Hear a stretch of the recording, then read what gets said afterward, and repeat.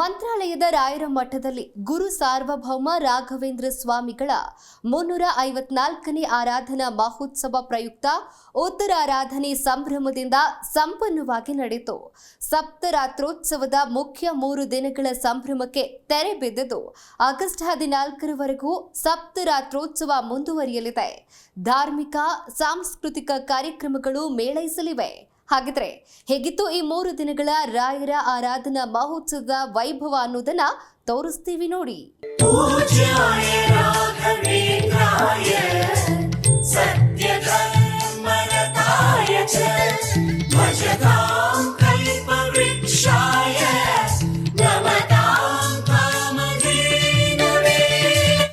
ಮಂತ್ರಾಲಯದಲ್ಲಿ ರಾಯರ ಆರಾಧನಾ ಮಹೋತ್ಸವ, ರಾಯರ ಉತ್ತರಾರಾಧನೆ, ಮಹಾರಥೋತ್ಸವ ಸಂಪನ್ನ. ಸಪ್ತರಾತ್ರೋತ್ಸವದ ಮುಖ್ಯ 3 ದಿನಗಳ ಸಂಭ್ರಮಕ್ಕೆ ತೆರೆ. ಆಗಸ್ಟ್ 14ರವರೆಗೂ ಸಪ್ತರಾತ್ರೋತ್ಸವ ಸಾಂಸ್ಕೃತಿಕ ಕಾರ್ಯಕ್ರಮ. ಹೌದು, ಮಂಗಳವಾರ ಮಂತ್ರಾಲಯ ಗುರು ರಾಯರ ಆರಾಧನೆಯ ಅಂತಿಮ ಘಟ್ಟ ತೊಂಕಿಯ ತಟದಲ್ಲಿ ನೆಲೆಸಿರುವ ರಾಯರ ಮಠದಲ್ಲಿ ಉತ್ತರಾರಾಧನೆ ಪ್ರಯುಕ್ತ ಮಹಾರಥೋತ್ಸವ ಸಹಸ್ರಾರು ಭಕ್ತರ ಸಮ್ಮುಖದಲ್ಲಿ ಸಂಪನ್ನವಾಗಿ ನೆರವೇರಿತು. ಮಧುಸೂದನನ ಆರಾಧಿಪ ನಿಮ್ಮನಯನ. ಗುರು ರಾಯರ ಉತ್ಸವ ಮೂರ್ತಿಯನ್ನ ಮಠದ ಆವರಣದಿಂದ ಕಲಾ ತಂಡಗಳ ಮೆರವಣಿಗೆ ಮೂಲಕ ಗುರು ಸಾರ್ವಭೌಮ ವಿದ್ಯಾಪೀಠದ ಆವರಣಕ್ಕೆ ತರಲಾಯಿತು. ವಿದ್ಯಾಪೀಠದ ವಿದ್ಯಾರ್ಥಿಗಳು ರಾಘವೇಂದ್ರ ಅಷ್ಟೋತ್ತರ ಪಠನ ಮಾಡಿದ ಬಳಿಕ ಮಠಕ್ಕೆ ತಂದು ಮೂಲ ಬೃಂದಾವನದಲ್ಲಿ ಪೂಜೆ ಸಲ್ಲಿಸಲಾಯಿತು. ಆ ಬಳಿಕ ವಸಂತೋತ್ಸವದ ನಂತರ ಮಹಾರಥೋತ್ಸವ ನಡೆಯಿತು. ತಿರುಪತಿ ವಾಸನ ವೆಂಕಟರಮಣನ ಅನುಗ್ರಹ ಪಡೆದ ಗುರುವೇ, ದ್ವೈತ ಸಿದ್ಧಾಂತ ಜ್ಞಾನ ಪ್ರವಾಹ ಪೊಗಳುವೆ ನಿಮ್ಮ ಮಹಿಮೆ.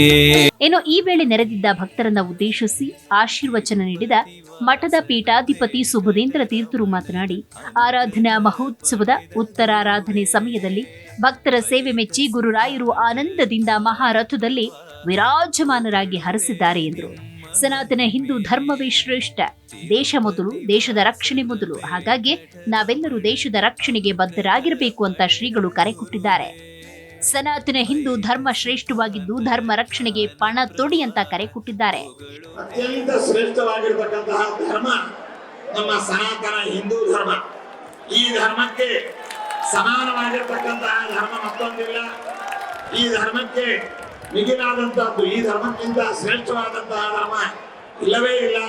ಇಂತಹ ಒಂದು ಧರ್ಮವನ್ನ ಅಭದ್ರಗೊಳಿಸಲು ದುಷ್ಟಶಕ್ತಿಗಳು ಏನು ನಮ್ಮ ಧರ್ಮದ ಮೇಲೆ ದಾಳಿಯನ್ನು ಮಾಡ್ತಾ ಇದ್ದಾರೆ. ಇದನ್ನು ನಾವೆಲ್ಲರೂ ಕೂಡ ಎದುರಿಸಬೇಕು, ಅರ್ಥ ಮಾಡಿಕೊಳ್ಬೇಕು, ಜಾಗರೂಕರಾಗಿರಬೇಕು ಅನ್ನುವಂತಹ ಸಂದೇಶವನ್ನ ಈ ಸಂದರ್ಭದಲ್ಲಿ ದೇಶದ ಧರ್ಮದ ಪರವಾಗಿ ನಾವು ಒಂದೆರಡು ಮಾತುಗಳನ್ನು ಹೇಳಿದ್ದೇವೆ.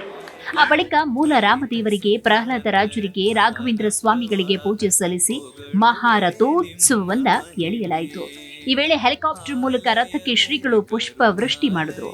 ಮಹಾರಥೋತ್ಸವದಲ್ಲಿ ಚಂಡೆ ಮೇಳ, ಡೊಳ್ಳು ಕುಣಿತ, ಬ್ಯಾಂಡ್ ವಾದನ, ಭಜನಾ ಮಂಡಳಿಗಳು ಸೇರಿದಂತೆ ಇತರ ಕಲಾವಾದ್ಯಗಳು, ಕಲಾ ತಂಡಗಳ ನೃತ್ಯ ಪ್ರದರ್ಶನದ ನಡುವೆ ಸಹಸ್ರಾರು ಭಕ್ತರ ಸಮ್ಮುಖದಲ್ಲಿ ಮಹೋತ್ಸವ ಸಂಪನ್ನಗೊಂಡಿತು. ಮಠದ ರಾಜಬೀದಿಯಲ್ಲಿ ಮಹಾರಥೋತ್ಸವ ಜರುಗಿದ ಬಳಿಕ ಸಪ್ತರಾತ್ರೋತ್ಸವದ ಮುಖ್ಯ 3 ದಿನಗಳ ಸಂಭ್ರಮಕ್ಕೆ ಮಂಗಳವಾರ ಸಂಜೆ ತೆರೆಬಿತ್ತು. ಇನ್ನು ಆಗಸ್ಟ್ 14ರವರೆಗೆ ಸಪ್ತರಾತ್ರೋತ್ಸವ ಮುಂದುವರಿಯಲಿದೆ. ಮಠದಲ್ಲಿ ಧಾರ್ಮಿಕ ಸಾಂಸ್ಕೃತಿಕ ಕಾರ್ಯಕ್ರಮಗಳು ನಡೆಯಲಿವೆ.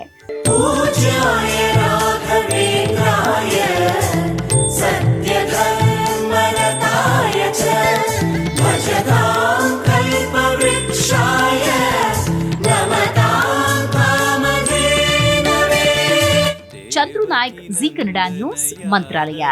ಕೃಷ್ಣನ ಭಜಿಸುವ ಶರಣ ಗುರುವೇ.